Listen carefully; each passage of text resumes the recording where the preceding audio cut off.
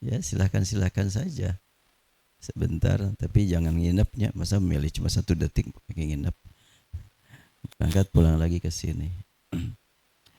Sekarang kan pemilihan serentak ya, di hampir semua provinsi atau kabupaten dan kota sekarang ada pemilihan pemimpin. Kalau pemilihan wakil rakyat boleh jadi berbeda dalam satu tempat, tapi kalau milih pemimpin ya jangan berbeda. Sob yang jadi cuma satu kan. Calon wali kota Bandung ada 4 pasang. Calon gubernur provinsi Jawa Barat ada 4 pasang. Yang akan Allah pilih dan Allah tetapkan cuma satu. Dan tentunya bagi yang ikut pemilihan dan yang tidak ikut pemilihan, ikutlah terlibat di dalam berjuang menjadikan negeri kita menjadi negeri yang dipimpin oleh ahli ruku, ahli sujud. Tidak dengan gerakan jari, tapi dengan gerakan lisan dan gerakan hati. Memang seperti apa Islam memandang pemimpin? Wa idh ibtala Ibrahim rabbuhu bikalimatin fa'atammahun qala inni ja'iluka lin-nasi imama. Ibrahim teladan bagi semua umat manusia di seluruh dunia. Diakui bukan hanya oleh orang yang bertauhid, orang yang menyembah Yesus, orang yang mengagungkan Uzair, orang yang mengagungkan Benyamin Netanyahu bukan Netanyahu ya. Kalau bahasa Sunda mah Netanyahu, Netanyahu teh. Nah, sama semuanya mengagungkan Ibrahim. Nah, Ibrahim dinyatakan dalam Al-Quran, ingat ketika Allah menguji Ibrahim. Sejak kecil dia diuji, menginjak remaja, dewasa, sampai setelahnya punya istri, sekian lama diuji tidak punya anak. Usia 75 tahun belum punya anak. Berat rasanya menghadapi masa depan, melanjutkan perjalanan dakwah. Maka berdoa tiada hentinya dengan kalimat Rabbi habli minas salihin. Sampai tiba saatnya Allah berikan amanat berupa seorang anak pelanjut, pejuang bernama Ismail. Diuji lagi, harus memotong lehernya. Berat. Satu-satunya anak yang ditunggu sekian puluh tahun lahir, ternyata harus dibunuh. Separah-parahnya orang tua tentunya tidak akan mau membunuh anaknya. Ini Nabi Ibrahim, teladan. Khalilullah ya. Harus membunuhnya, cukup berat.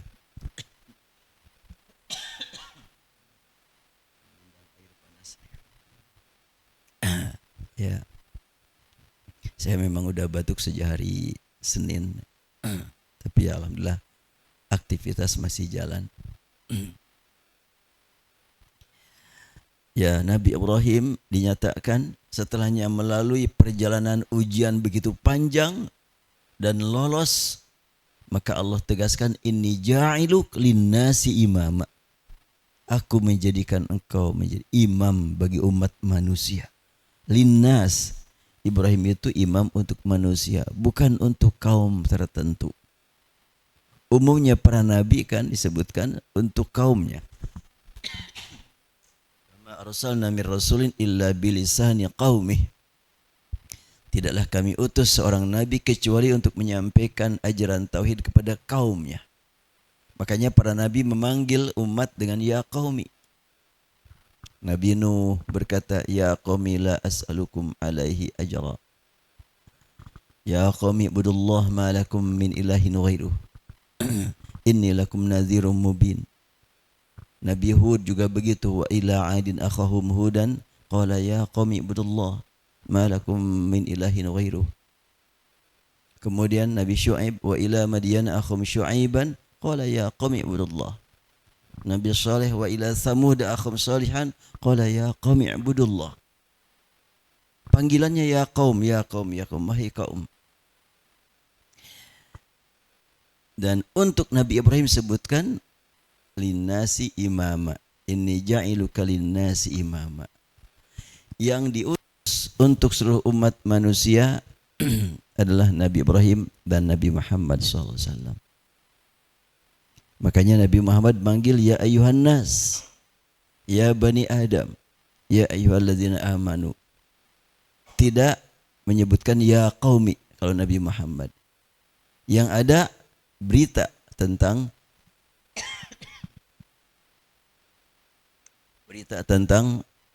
kehidupan umat kepada Al-Quran. Inna qaumi ittakhadhu hadzal qur'ana mahjura. Ya. Itu baru.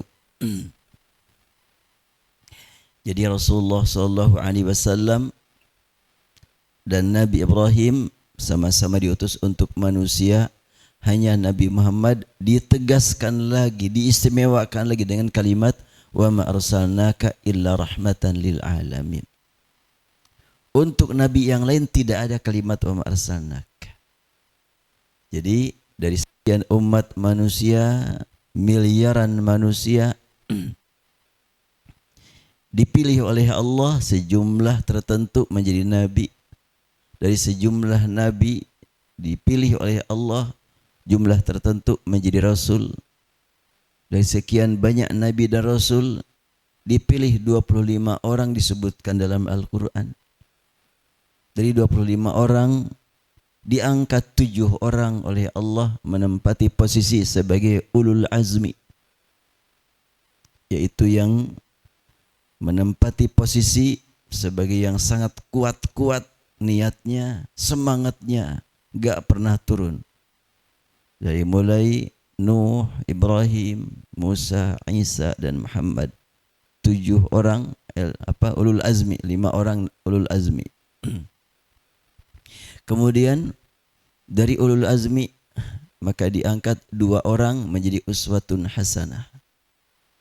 Dari 2 orang uswatun hasanah dipilih oleh Allah menjadi penyebar rahmah lil alamin 1 orang. Dan kita termasuk umat dari rahmatan lil alamin. Dari seorang rasul yang mendapatkan tugas sebagai rahmatan lil alamin. Nabi Muhammad dan Nabi Ibrahim adalah imam untuk manusia. Dan Nabi Muhammad bukan cuma untuk manusia, tapi rahmatan lil alamin. Di langit, di bumi banyak makhluk. Nabi Muhammad penyebar rahmah ke seluruh alam. Nabi Ibrahim dikatakan linnasi imama, imam. Dan Rasulullah SAW menghubungkan imam dengan kepemimpinan. Ada 7 golongan yang sudah pada hafal hadisnya semuanya ya. Hafal enggak hadisnya? Riwayat Bukhari dan Muslim an Abi Hurairah radhiyallahu anhu qala sab'atun yudhilluhumullahu fi dhillihi yawma la dhilla illa dhilluh.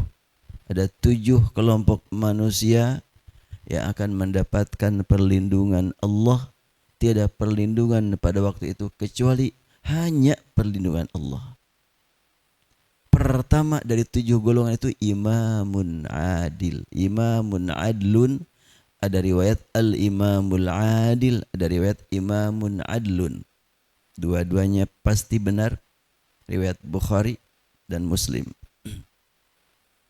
Bahkan Imam Bukhari meriwayatkan, menyampaikan 3 hadis yang 3 redaksi yang 7 golongan ini. Ada al-imamul adilu, ada imamun adlun. Menempati posisi pertama imam yang adil ini. Kenapa menempati posisi pertama? Susah jadi imam itu. Jangankan jadi imam, jadi pemimpin saja susah. Sampai jual mobil, jual rumah untuk mendapatkan kursi kepemimpinan. Saya alhamdulillah dapat kursi langsung ini, tanpa harus jual-jual nih. Cuma sendirian nih dapat kursinya, duduk di bawah semuanya ya. Ya, imamun adlun, imam yang adil. Kata imam sangat identik dengan ketundukan kepada Allah. Berarti kita beberapa hari terakhir ini menjelang pemilihan pemimpin, doa semuanya. Sering-sering berdoa. Tidak ikut nyoblos tapi berdoa. Insya Allah tidak akan kalah pentingnya dengan yang kampanye. Ya. Kampanye komunikasi sosial, berdoa komunikasi spiritual. Allah yang menentukan segala-galanya. Saling membantu. Ada yang dengan lisan mengajak manusia ke jalan yang benar. Ada yang dengan hati, lisan dan ruku dan sujud menghadap kepada Allah. Semoga ahli ruku, ahli sujud, ahli salat Allah berikan kepada mereka taufik agar mampu memilih, menentukan pilihan yang tepat yang membawa manusia menuju ridha Allah. Tidak cukup hanya sekedar lihat rekam jejak, tidak cukup. Itu penting sebagaimana Nabi Ibrahim. Jadi kalau kalimat wa idzi btala Ibrahim rabbuhu bikalimatin fa'atammahunna, itu artinya penting lihat rekam jejak. Seperti apa masa lalunya baru kita pilih, tapi tidak cukup. Allah Subhanahu wa taala menyuruh kita untuk memohon kepada Allah, istikharah namanya, memohon terbaik. Maka kita sebagai yang sedang mencari ilmu, yang sedang diberi nikmat oleh Allah membaca dan menghafal Quran, yakin kalau kita berdoa memohon kepada Allah, Allah akan mengabulkan permohonan kita. Seperti apa Allah mengabulkannya? Allah yang mengatur.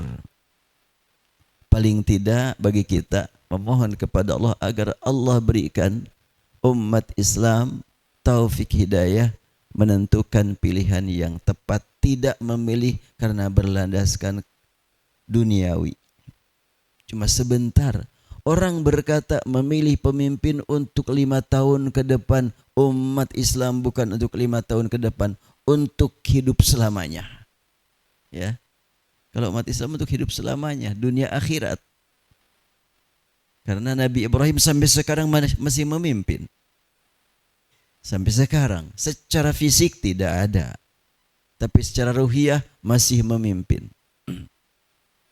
Nabi Muhammad secara jasad tidak, tapi secara ruhiyah masih memimpin kita, mengarahkan kita untuk menjadi orang-orang yang berguna bagi kepentingan orang lain.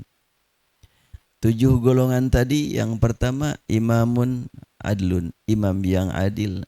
Keimaman hubungan dengan Allah, membawa umat. Tidak dapat dikatakan imam kalau tidak ada makmumnya, kan? Berarti imam itu ada makmum. Imam berarti memimpin ibadah, menjadikan hidup ke depan ibadah. Jadi kita berharap paslon-paslon yang saat ini sedang berlomba untuk menarik perhatian umat untuk mendapatkan suara terbanyak, mereka sudah punya kendaraan, sudah diusung oleh partai-partai, artinya mereka baik semuanya, kan? Dan kita tidak hanya berharap yang baik saja, tapi baik dan benar. Baik di hadapan manusia, baik di hadapan Allah. Baik saat komunikasi dengan manusia, baik saat komunikasi dengan Allah. Baik saat berbicara di hadapan manusia, baik saat berhadapan dengan Allah Subhanahu wa taala. Banyak orang baik saat berhubungan dengan manusia, tapi saat berhubungan dengan Allah tidak baik, Allah tidak akan membimbing mereka. Manakala mereka kebingungan, kebimbangan, kegelisahan dibiarkan oleh Allah. Dia sesat dan menyesatkan. Mahatma Gandhi orang baik, Lenin orang baik, Karl Marx orang baik. Tapi tidak semua yang baik itu benar. Rasulullah SAW baik menurut pandangan masyarakat dan jelas oleh Allah Subhanahu wa taala dinyatakan sebagai rasul rahmatan lil alamin. Ya, pertama imamun adlun. Adlun itu adil hubungan dengan manusia. Tidak mungkin seseorang mampu menegakkan keadilan tanpa ilmu. Berarti iman, ilmu. Iman yang menjadikan landasan utama, landasan berpikir, berbicara, berkomunikasi, dan punya ilmu. Ilmu komunikasi, ilmu bergaul, ilmu manajemen. Oh, enggak gampang menjadi imam yang adil. Ilmunya juga harus luas. Saat ini kurang diperhatikan masalah itu.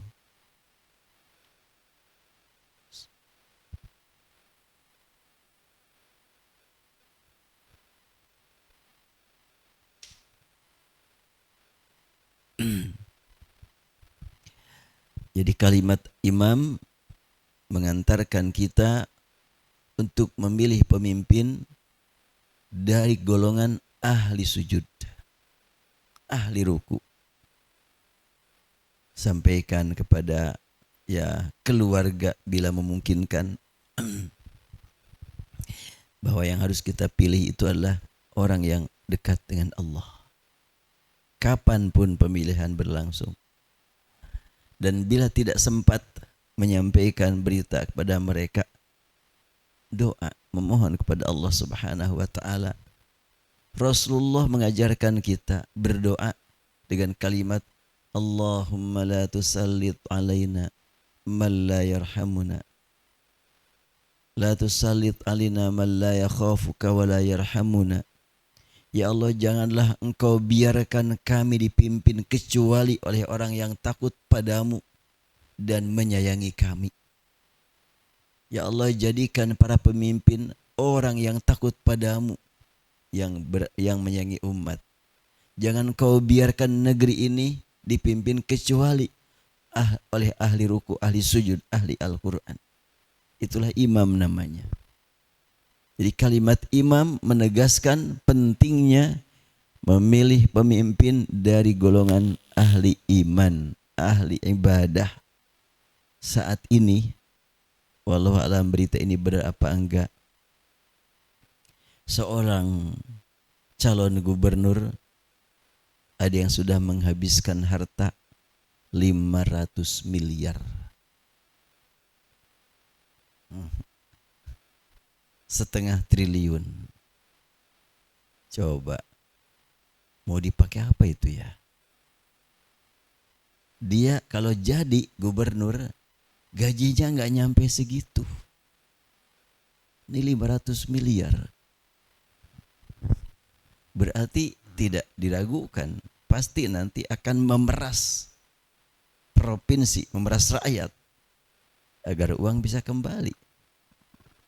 Minimal pas-pasan. Kalau tidak berlebih, dan gak mungkin cukup hanya pas-pasan mengembalikan uang yang sudah dikeluarkan. Pasti minimal 2 kali lipat harus kembali. 1 triliun umpamanya. Gaji dia gak akan dapat segitu. Dana taktisnya juga akan dapat sampai seperti itu. Itu di mana itu? Di dunia. Dunia sebelah mana? Sebelah Indonesia. Ya Allah, 500 miliar. Kalau dipakai membangun pondok pesantren, dapat berapa pondoknya?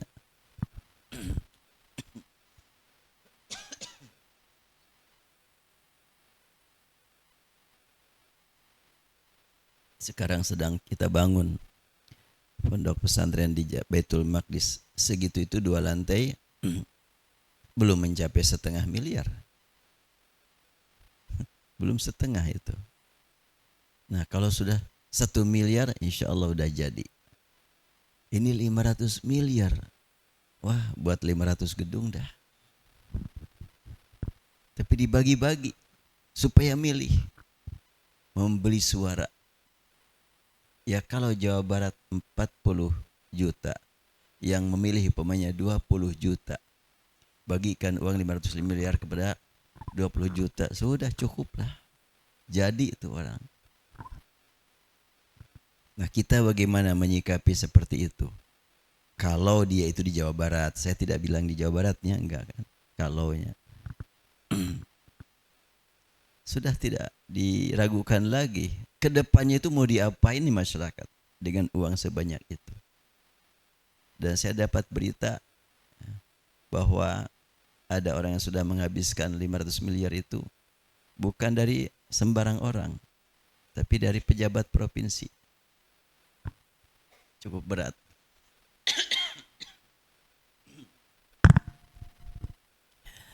Dengan demikian maka kita memohon kepada Allah.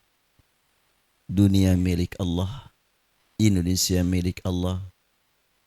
Semua masyarakat yang akan mempersiapkan diri memilih calon pemimpin diciptakan oleh Allah. Qalbu mereka Allah yang menggenggam.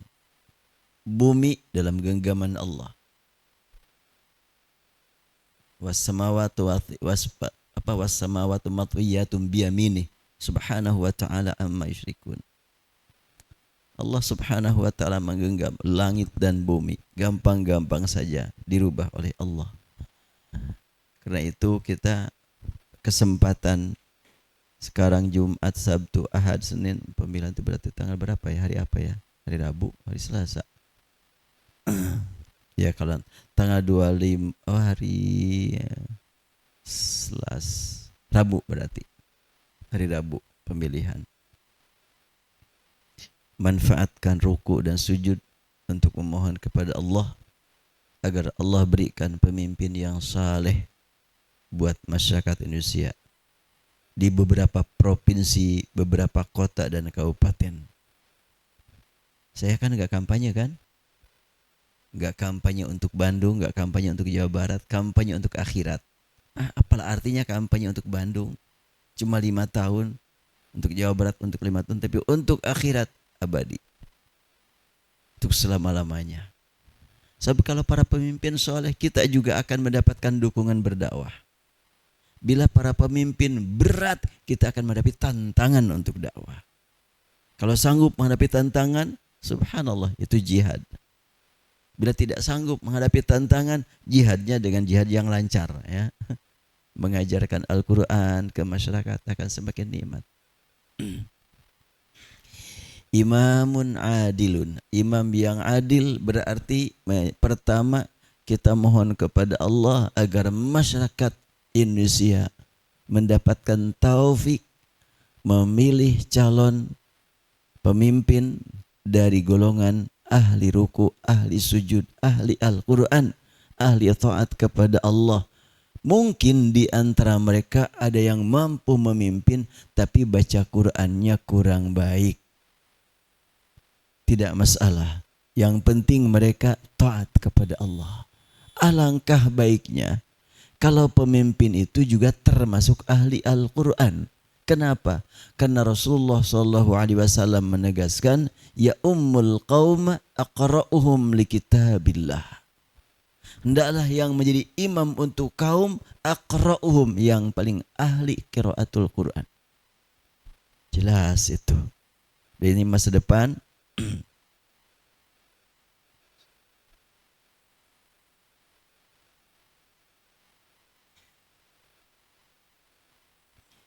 Buat masa depan bagi ikhwan dan akhwat apabila pulang kemudian sholat di masjid, ketika kita mendengarkan imam, bacaan imam enak berhentinya. Maksudnya apa enak berhentinya?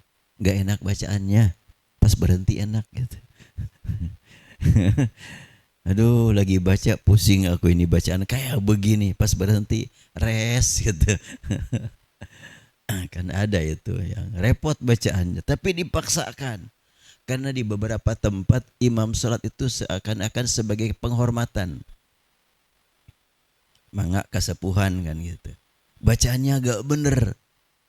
Padahal untuk menjadi imam salat aqra'uhum, bukan akbarhum sinnan. Ada akbarhum sinnan tapi dari kelompok yang aqra'uhum li kitabillah. Rasul bersabda, ya ummul qaum aqra'uhum li kitabillah. Fa in kanu ala sawa fa'alamuhum bisunnah. Wa in kanu ala sawa fa akbarhum sinnan. Jadi pertama pilih dari sekian banyak itu yang paling ahli di bidang qiraatil Quran. Oh, ternyata banyak yang ahli. Ada 10 orang nih ahli semuanya. Siapa yang dipilih dari semua ahli tersebut? Silahkan pilih dari kalangan mereka yang ahli Al-Quran, yang paling luas wawasannya, yang paling mendalam pemahamannya terhadap Quran dan Sunnah. Wah susah juga ini ahli semuanya juga. Barulah lihat perjuangannya yang lebih lama. Lama perjuangan mungkin berkaitan dengan usia. Silahkan, itu terakhir. Jadi kedudukan atau usia itu terakhir. Yang paling pertama dikedepankan aqra'uhum li kitabillah. Oleh karena itu dari paslon berapa? Ini semuanya paslon ini adalah ahli Al-Quran. Bacaannya bagus semuanya. Baru kita pilih siapa di antara mereka yang paling luas wawasannya tentang Islam, paling mendalam pemikirannya tentang sunnah Nabi. Wah, empat-empatnya hebat semuanya. Nah, barulah lihat usianya, perjuangannya, jasanya kepada umat. Di sini mah 4 paslon, cuma 1 orang yang ahli Al-Quran, udah itu aja yang dipilih. Dia tahu saya suka lihat dia menjadi imam dan bagus bacaannya, itulah yang dipilih. Allah nanti yang akan memberikan taufik padanya. Saat menghadapi kesulitan, Allah turunkan taufik hidayah padanya. Itulah bimbingan dari Rasulullah SAW. Nah kemudian setelah itu baru imamun adlun, imam adlin, keadilan, berarti sudah punya track record ya, sudah punya pengalaman seperti apa dia pemimpin sebelumnya. Memang calon-calon ini di Kota Bandung, di Jawa Barat, juga di Jawa Timur, ya sudah pernah punya pengalaman semuanya memimpin. Bagaimana mereka memimpin sebelumnya? Hanya ada pemimpin tingkat kota, tingkat provinsi, tingkat lingkungan tertentu. Nah, saya sampaikan aja dulu yang 7 itu ya. Pertama imam adil, kedua syabun nasya'a fi ibadatillah. Semoga antum semuanya termasuk di dalamnya, itu para remaja yang mengisi masa remajanya dengan ibadah kepada Allah. Dijamin ya, akan mendapatkan perlindungan saat tiada perlindungan kecuali perlindungan Allah. Kalau saya ingin menjadi syabun nasya'a fi ibadatillah, udah kelewat. Antum yang saatnya sekarang, remaja yang hidupnya penuh dengan ibadah kepada Allah Subhanahu wa taala. Berikutnya adalah rajulan tahabba fillah ijtama' alaihi wa tafarraqa alaihi. 2 manusia yang saling sayang menyayangi, cinta mencintai semata-mata karena Allah. Bertemu karena Allah, berpisah karena Allah. Bertemu karena Allah, dilihat keimanannya, dilihat keislamannya, dilihat ibadahnya. Ketika berpisah, tidak lupa selalu saling mendoakan satu sama lain dan berpesan untuk saling mendoakan. Tingkat Rasul sering menyampaikan, la tansani fi du'aik, asyrikni fi du'aik. Engkau berdoa, ikutkan aku ya. Bawa aku saat kamu berdoa. Itu tingkat Rasul. Kemudian berikutnya lagi adalah rajulun da'athum ra'atun zatu mansibin wa jamalin faqala inni akhafullah.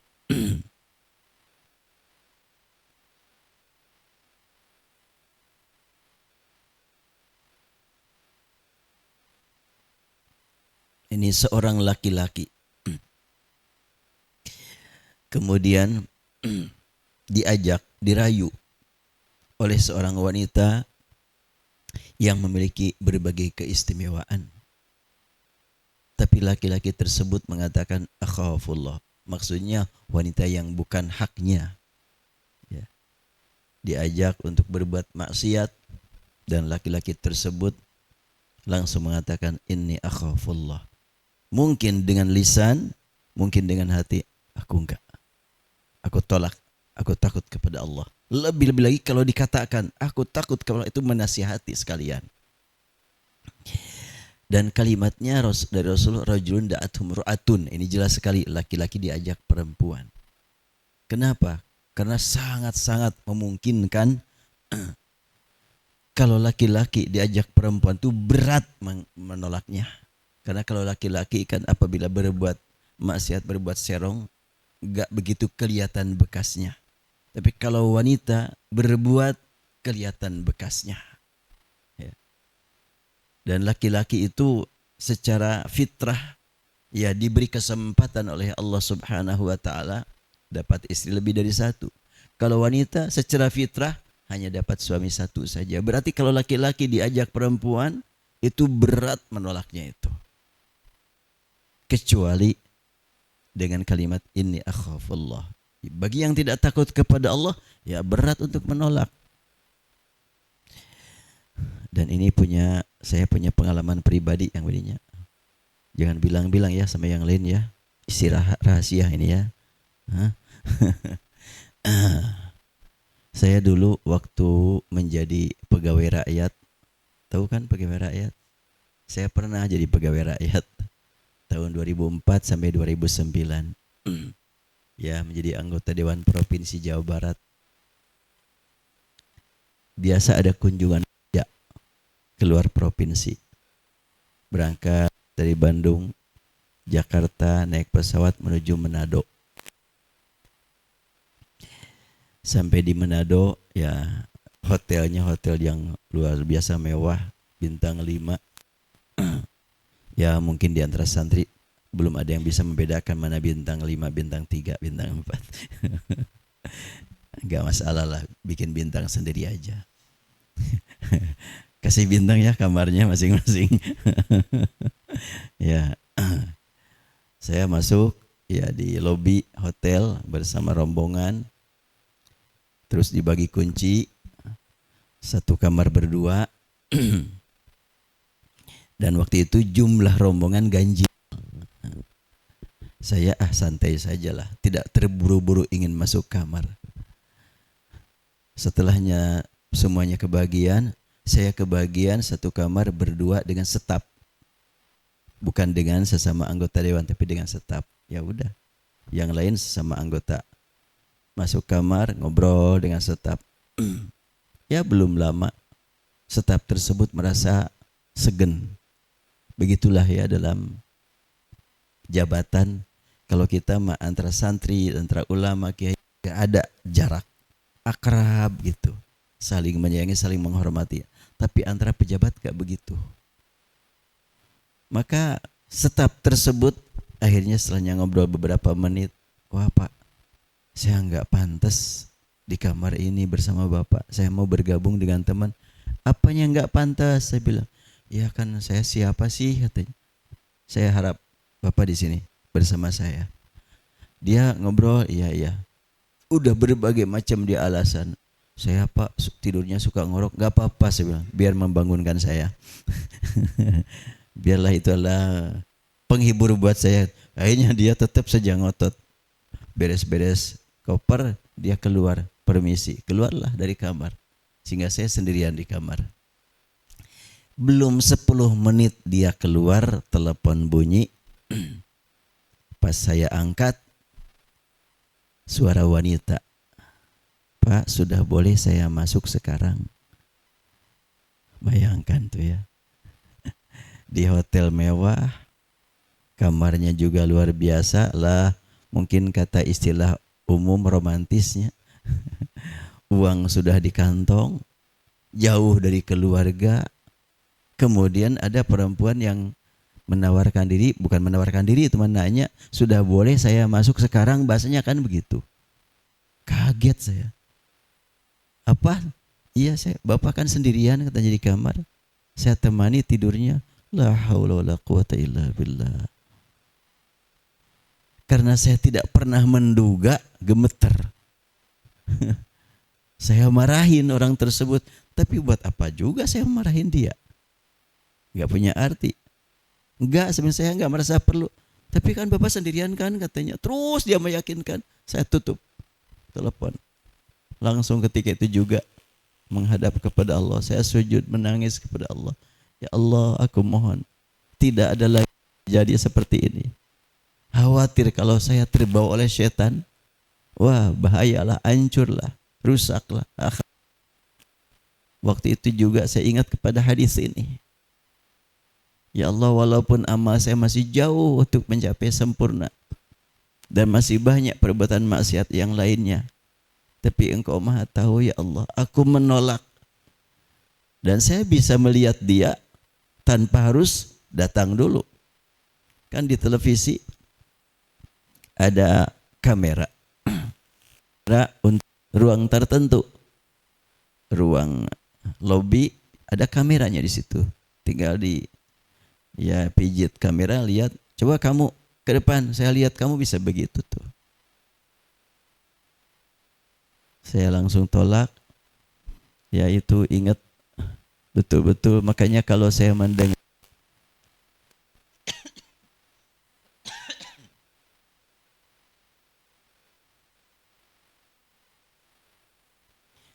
ada pejabat lain, entah pejabat legislatif, eksekutif, yudikatif, diketahui basah gitu.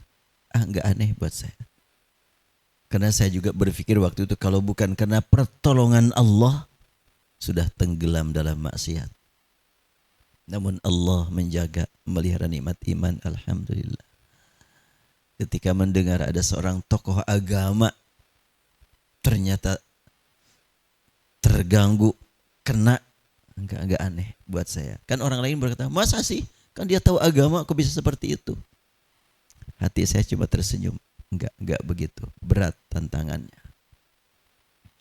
Makanya janganlah ya, jangan bercita-cita ingin menjadi pejabatnya. Berat tantangannya. Ya, kalau Allah berikan amanat, komunikasi dengan Allah harus terus-terusan. Semakin banyak tanggung jawab, semakin dituntut untuk lebih dekat dengan Allah. Semakin banyak lapangan amal, semakin banyak dituntut untuk lebih dekat dengan Allah. Sebab yang menjaga kalbu kita hanya Allah Subhanahu wa taala. Allah tegaskan kan, wattaqu fitnatan la tusibanna alladhina zalamu minkum khassah wa'lamu anna Allah yahulu bainal mar'i wa qalbi. Ya. Yahulu bainal mar'i wa qalbi wa annahu ilaihi tuhsyarun. Allah yang mengatur kalbu manusia. Dan manusia dikasih kalbu cuma satu. Bila satu tenggelam, tidak ada serap lagi itu. Satu tenggelam dalam kemusyrikan, dalam kemaksiatan, tidak ada yang mengingatkan. Ma ja'alallahu lirajulin min qalbayn fi jawfi. Tiada seorang pun yang diberi oleh Allah dua kalbu. Hanya satu kalbu itu. Makanya apabila diisi kalbunya dengan zikir, maka maksiat akan tertolak. Gak mungkin zikir sambil nontonnya. Saya mau zikir sambil nonton sinetron, gak mungkin itu. Kan ada orang yang di depan saya sedang ceramah. Di depan duduk. Tapi dia muter-muter tasbih gitu. Ini mendengar saya apa muter-muter tasbih aja nih. Ya. Ada lagi di depan saya duduk, tapi dia baca Quran. Ya udah, kalau baca Quran jangan mengganggu orang yang sedang ceramah. Gak mungkin. Oh iya mas, saya mah sambil murojaah, sambil mendengarkan ceramah. Gak mungkin lah. Cuma salah satu yang difungsikan, yang menyibukkan dirinya adalah mendengarkan ceramah atau murojaah. Salah satu. Baik, kita bacakan dulu surat Al-Falaq ya. Sama-sama. Dulu bahasan surat Al-Falaq belum selesainya. Baru berapa? 2 ayat, 3 ayat. 3 ayat. A'udzu billahi minasy syaithanir rajim. Silahkan. A'udzu billahi minasy syaithanir rajim. Bismillahirrahmanirrahim.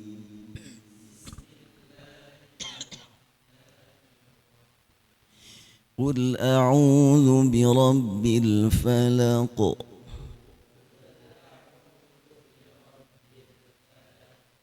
Min syarri ma khalaq.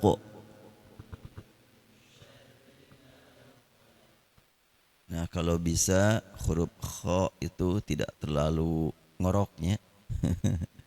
ringankan saja, jangan jangan begitu ya. Min syarri ma ringankan saja. Khalaqa ya, ringankan saja. Wa min syarri ghasiqin idza waqab.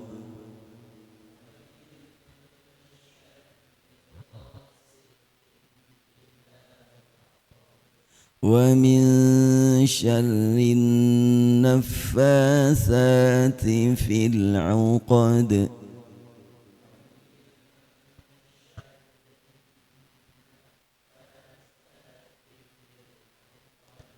Huruf ta tetap ada keluar udara, tapi jangan kebablasan, jangan berlebihan ya. Jangan in kuntum, jangan in kuntum ya, tidak berlebihan, tidak juga sama sekali tidak keluar udara.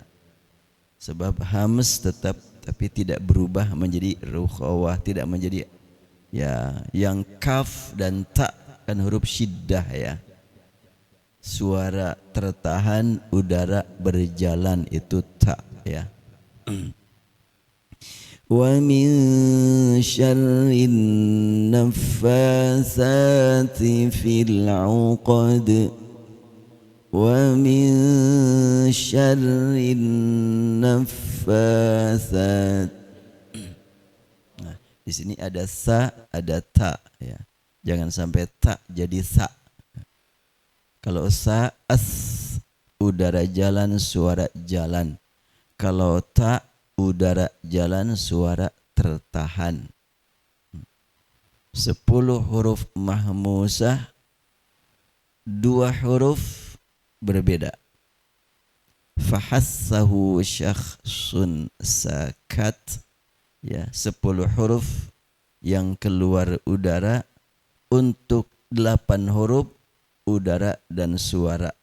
Untuk 2 huruf udara saja, suara tertahan, maka dibedakan. Wa min syarri hasidin idza hasad.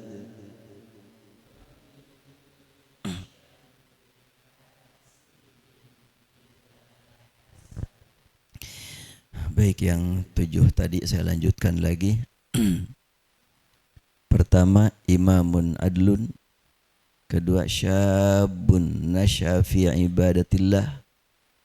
Ketiga, rajulani tahabba fillah ijtama'a alaihi wa tafarraqa alaihi. Berikutnya lah rajulun qalbuhu mu'allaqun bil masajid. Nah, itu tadi kelewat. Manusia yang senantiasa qalbunya terpaut dengan tempat sujud. Bagi kaum laki-laki lebih kepada masjid-masjid. Laki-laki perempuan lebih kepada fungsinya masjid, yaitu tempat sujud. Dan kita dapat sujud di mana saja. Rasul bersabda, ju'ilat liyal ardu masjidan wa tahura. Telah Allah jadikan untukku bumi semuanya masjid. Boleh kita sujud di situ, suci di situ. Selama tidak ada bukti najis, suci di mana saja kita sujud. Kalau kita sedang melaksanakan ibadah umroh atau haji, ya terutama kalau bulan haji, bulan Ramadan, kita sering sujud di jalan. Gak kebagian tempat yang dekat ke masjid, ya di jalan raya. Mungkin bawa sajadah, mungkin tidak. Selama tidak ada bukti najis, sholat di mana saja boleh kita. Karena Rasul sudah menegaskan ju'ilat liyal ardu masjidan wa tahura. Jadi kalimat mu'allaqun bil masajid lebih ditekankan pesan-pesan sujud terbawa keluar sujud. Waktu sujud kita menyatakan Allah Maha Suci, di luar sujud juga begitu. Waktu sujud kita hanya memuji Allah, di luar sujud juga kita memuji Allah. Waktu sujud kita hanya memohon kepada Allah, di luar sujud juga begitu. Itu mu'allaqun bil masajid, makna umumnya. Kemudian tadi rajulun da'at imra'atun, Zatu mansibin wa jamalin faqala inni akhafullah. Udah berapa? Dihitung enggak? Ini pada off atau pada on nih? Hah? Jangan-jangan ini sedang off nih. Ya. Imamun adlun, syabun nasya fi ibadatillah, rajulun mu'allaqun qalbu bil masajid, rajulani tahabba fillah, dua orang saling sayang menyayangi hanya semata-mata karena Allah. Kemudian udah berapa? Coba dihitung lagi ya. Ini biar hafal nih, ya. Biar hafal. Pertama, imamun adil, imam yang adil. Kedua, syabun nasya'a fi ibadatillah, remaja diisi masa remajanya dengan ibadah kepada Allah. Berikutnya, rajulani tahabba fillah, dua orang yang saling sayang menyayangi mencintai semata-mata karena Allah. Keempat, rajulun mu'allaqun qalbu bil masajid, orang yang senantiasa kalbunya terikat, terpaut dengan masjid. Kelimanya, rajulun da'at imra'atun dzatu mansibin wa jamal, orang yang diajak, laki-laki diajak wanita untuk berselingkuh, tapi dia mengatakan ini akhafullah. Dua lagi ya. Keenam adalah rajulun tasaddaqa bi sadaqatin fa akhfaha hatta la ta'lama shimaluhu ma tunfiqu yaminuh. Keenam adalah orang yang bersedekah, ketika dia bersedekah betul-betul ikhlas semata-mata karena Allah, sampai diumpamakan Rasulullah, kalau tangan kanan yang mengulurkan hartanya, tangan kiri enggak tahu. Itu betul-betul menggambarkan keikhlasan, tidak berharap ada yang tahu, yang penting Allah Maha tahu. Insyaallah lain kesempatan kita bahas khasais al-ikhlas, tanda-tanda orang ikhlas. Dan ketujuh adalah rajulun zakarallaha khalian fafadat ainah, orang yang mengingat Allah, ingat ancaman, ingat peringatan, ingat kabar gembira, ingat sifat-sifat Allah, ingat kekuasaan Allah, sehingga mengalir air mata karena takut padanya. Itulah 7 kelompok yang akan mendapatkan perlindungan dari Allah. Karena batuk terus, sudahlah saya cukupkan aja ya sampai di sini. Enggak nih. Mudah-mudahan hafal yang 7 ini. Ya, kalau yang 7 ini hafal, itu 7 kali ceramah itu nanti. Iya, nanti Gisi Majlis Salim 7 kali enggak akan kekurangan materi itu. Udah dibahas satu persatu itu. Baik, subhanakallahumma bihamdik asyhadu an la ilaha illa anta astaghfiruka wa atubu ilaik. Rabbana atina fid dunya hasanah wa fil akhirati hasanah wa qina adzabannar. Walhamdulillahi rabbil alamin. Assalamualaikum warahmatullahi wabarakatuh.